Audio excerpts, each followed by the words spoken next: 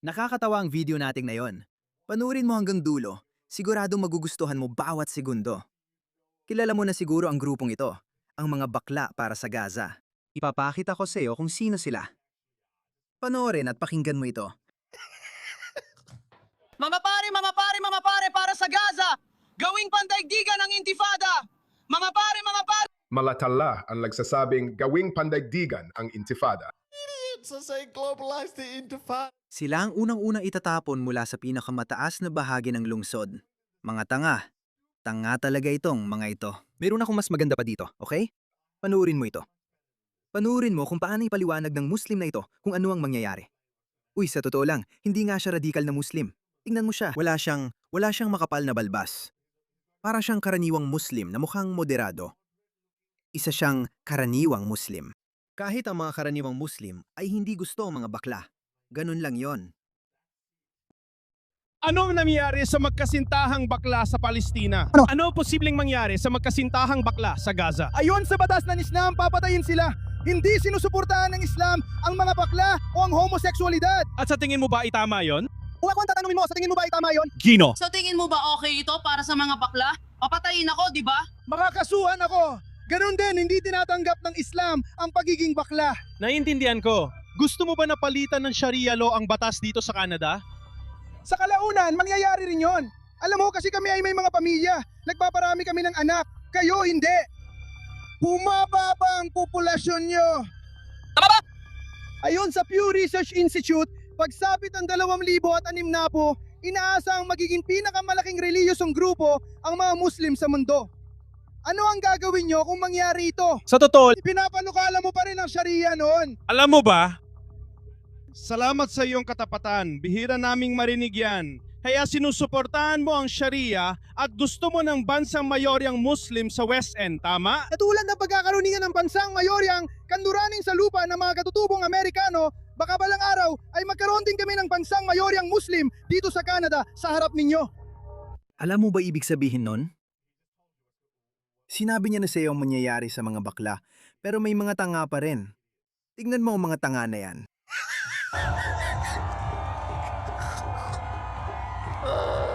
Tingnan mo ang mga tanga na to. Diyos ko. Walang kamuwang-muwang na mga gago. Walang kamuwang-muwang. Alam mo nung araw, kung inuusig ang mga taong to, kung inuusig sila ng mga Islamista, papanig ako sa kanila. Gaya ng pagtindig ko para sa mga kapwa ko apostata, mga ordinaryong kanduraning di mananampalataya, dahil alam ko kung anong ipinaglalaban ng Islam. Alam ko ang dogmatikong ideolohiya ng mga Muslim at ang mga gagawin nila. Pero itong mga bakla para sa Gaza, pasensya na pero kailangan kong sabihin. Alam ko na may mga matinong bakla na tutol sa Islamismo at hindi nakikisama sa mga woke na grupong sukdulang kaliwa. Pero ewan ko. Patawarin niyo ako. Patawarin niyo ako kung nakakakuha ako ng konting saya dito. Panurin niyo ang nangyari sa Turkey. Ang Scarlet Lady ay isang barkong tumutugon sa LGBTQ na mga pasahero. Umalis ito mula sa Athens para sa isang Mediterranean tour, pero may dalawang nakatagdang daungan na hindi nito madadaungan. Ipinagbawal ng mga opisyal ng Turkey ang pagdaong ng barko sa mga pantalan dahil sa umano'y pamantayang moral. Pamantayang moral. Alam mo ba kung anong ibig nilang sabihin sa mga pamantayang moral na yan? Ito ang ibig nilang sabihin doon. Hindi talaga ito natatapos. Panurin mo to. Ito ang tinutukoy nilang pamantayang moral. Pero may mangyayaring kasalanan pa rin. Mauupo ka sa tabi ng lalaking gagawa ng masama at sodomya. Isa pang lalaki ngayong tabi. Asahan mong maraming tagumpay dahil nasa tabi ka ng lalaking literal na ipapasok ang ari sa puwitan ng isa pang lalaki.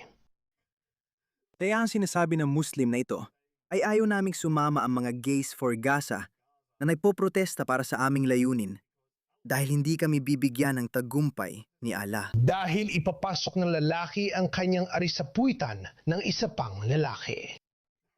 Ito ang ibig sabihin ng Turkey sa moral na pamantayan. Tuloy tayo. Ayon ito sa CEO ng events company na nag-organisa ng paglalakbay.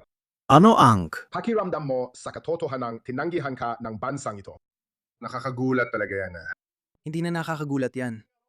Pero syempre, CNN yan. Baka nagulat sila kasi parang nabuhay sila sa kuweba mga tanga. Alam naman natin na wala namang ganon. Ang Turkey, gusto lang ipakita na sila ang isa sa pinakamoderado, progresibo at liberal na Muslim na bansa.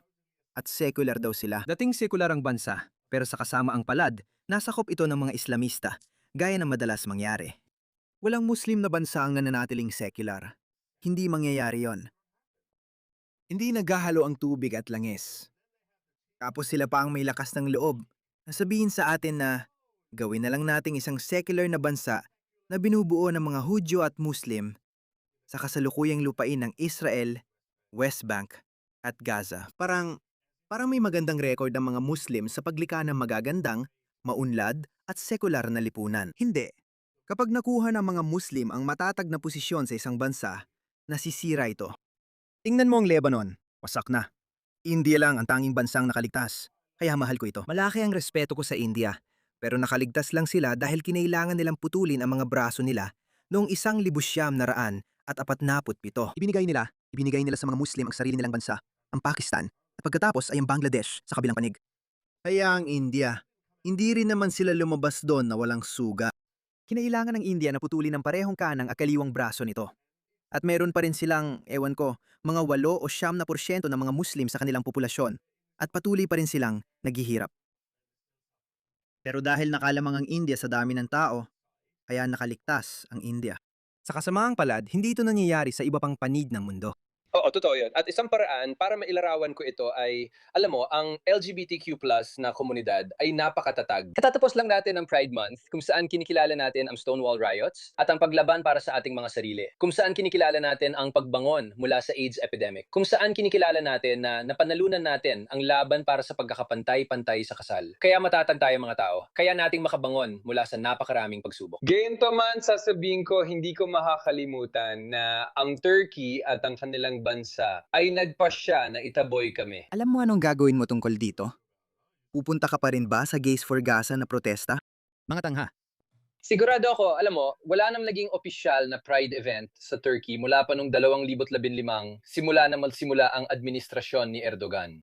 At hindi siya naging kaibigan ng LGBTQ+ na komunidad. At ang Hamas ay mga tanga. Kaya hindi na nakakagulat. Pero nagbabago ang mga bagay. At patuloy lang tayong lumalaban. CNN. Nakipag-ugnayan na rin sa Ministry ng Kultura at Turismo ng Turkiya, Embahada ng Turkiya sa Washington at Virgin Voyages para sa komento. Sige, panurin mo ito at yung isa pang ulat. Wala akong simpatya sa kanila. Walang kahit anong simpatya. Mga 2,000 baklang lalaki ang na-stranded sa cruise ship sa dagat. Naging balita na ito sa buong mundo. Pag-usapan natin. Tinanggihan ng Turkey, Egypt at posibleng ilan pang daungan ang Atlantis cruise na may 2,000 lalaki at si Broadway legend Patti LuPone. Hindi ko alam kung tinanggihan sila dahil sa mga bakla o kay Patti LuPone dahil nakakainis din naman siya. Pero dapat maintindihan ng mga bakla na may karapatan kayo dito sa Amerika. Alam kong gusto ninyong magpanggap na biktima. Pero ngayon, napapansin ninyong mas atrasado ang ibang bansa. May mga kaibigan rin ako ngayon. May simpatya pa rin sa mga bansang yon. Nakakagulat, di ba? Yan ang pinakamasaklap. Nakakainis talaga. Seryoso ako, gusto ko talagang malaman nila. Tignan mo to, itong kalokohan. Hindi ko alam kung ano to. Tingnan mo, sa totoo lang, hindi ko sinasadya maging petty. Hindi ko talaga alam kung ano itong bagay na to. Sino itong tao na to? Lalaki ba o babae? Hindi ko alam. Pakinggan mo itong tao na to. Bakit mo suot yan? Dahil ito ay pakikiisa lang sa pangkalahatan. Tingnan mo, kaya mo bang sabihin kung sino o ano ang taong yan? Hindi ko masabi. Nakikisa ba ang mga taga-Gaza sa mga trans? Oh, kadalasan. Sa tingin ko, Pareho lang ng ginagawa nila sa mga trans sa Gaza. Sa palagay ko, ganyan ang ginagawa ng IDF sa mga trans. Pinutugtog ko pa sa iyo ang video ng isang Muslim. Pwede pa kitang iparinig ng daan-daang ganitong video mula sa mga Muslim na nagsasabi kung ano ang gagawin nila sa kanila. Pero itong mga tanga na to, dahil galit sila sa kanluran, galit sila sa mismong sibilisasyon na nagbigay sa kanila ng pinakamaraming karapatan. Sa tingin ko rin, at sa tingin ko, hindi ganon. Ilan na bang gay pride parade ang naganap sa Gaza? Ilan na bang napatay sa Gaza? Hindi sila makapag-pride parade ngayon dahil sa sitwasyon doon. Bagong digmaan. Wasak na. Ilang gay pride parade na ba ang naganap noong 2023? Ilang trans sa Gaza ang nabuhay para maikwento ang nangyari sa kanila bago 2023. Hindi natin pwedeng sabihin yan dahil ang IDF sa loob ng 100 taon ay tuluyang winasak ang lahat sa loob ng 100 taon. Anong taon nagsimula yon? Nagsimula yon nung nagsimula sila magtatag ng mga settlement bilang Israel sa Palestine. Nagsimula sila 100 taon na ang nakalipas, 100 taon na ang nakaraan nung nagsimula silang pumunta doon. Naitala naman yan. Hindi yan ang punto. Kung tungkol sa mga migranteng tao, kontra ka na ba sa kanila ngayon? Hindi ako laban sa mga migrante. Ang tinutukoy mo ba ay mga migrante 100 taon na ang nakalipas na pumunta sa hindi Hindi. mandato ing Palestina? Alam mo ang ibig ko sabihin, Maganda yung punto mo, Avi. Magaling. Oo, yung mga kawawang refugee nung 30 at 4 na puso. Kontra ka ba sa mga migrante? hindi nga nila matanggap ang mga bakla dahil ang dami pa nilang ibang pinagdadaanan. Paano mo masasabi na, so iniisip mo na ang hindi pagtanggap sa mga bakla at trans sa Gaza ay dahil sa mga Israeli? Sa tingin ko, ito ay... Oo, sa tingin ko dahil ito sa takot at dahil din doon. Sa tingin ko, ito ay dahil lamang sa kanilang radikal na relihiyon. Sa tingin ko, hindi. Saan mo sa tingin, bilang isang taong nakikilala bilang trans, kahit ano pa ang ibig sabihin nun, kung pumunta ka sa Tel Aviv at naglakad sa pangunahing kalsada doon bilang isang proud na trans na tao. Ginawa mo rin yon sa alinmang teritoryo ng Palestino, sa palagay mo, sa alin sa mga iyon ka makakaligtas. Sa tingin ko, hindi ako mabubuhay sa alinman sa kanila. Tel Aviv. Sa tingin ko, ang Tel Aviv ay parang gusto nilang magpanggap na sumusuporta sila sa mga queer. Pero kung titingnan mo ang mga batas nila, illegal pa rin ang pagiging bakla, illegal pa rin ang pagiging transgender sa mga bansang yon. Illegal ito. Israel, ipinagbabawal pa rin ito roon. Sa Israel. Oo, hindi ito pinapayagan. Sa tingin ko, tanggalin mo ang kifiya na yan. Ang kapatid ko ay bakla sa Tel Aviv at hindi yon illegal. Seryoso ako pero ganun pa rin, sila'y inuusig pa rin. Anong uri ng pag-uusig ang nararanasan ng mga bakla sa Israel? Mas kaunti ang kanilang mga karapatan kung titingnan mo ang kanilang mga legal na karapatan. Tulad ng Wala silang proteksyon laban sa diskriminasyon kapag nawala ng trabaho at iba pa. Dapat mong tingnan ang kanilang mga batas. Sa tingin ko, alam ko. alam kong naliligaw sila. Nasabi ko na ang kailangan kong sabihin. Walang diskriminasyon dito. Ang pagkakaiba lang, sa Israel, dadalhin kita sa Tel Aviv. Dadalhin kita sa Tel Aviv. Itong mga taong to ay mga tanga, di ba? Talagang wala na silang isip. Lahat na lang sinisisi nila. Pati ito. Tingnan mo, isang sinaunang kultura ng pag-aasawa ng bata sa mga Muslim. Sinasabi nilang kasalanan ng climate change yan kasi, alam mo na, madali nilang masisi ang kanluran sa climate change. Sinasabing ang climate change ang pangunahing dahilan ng pag-aasawa ng mga bata sa Asya at Pasipiko.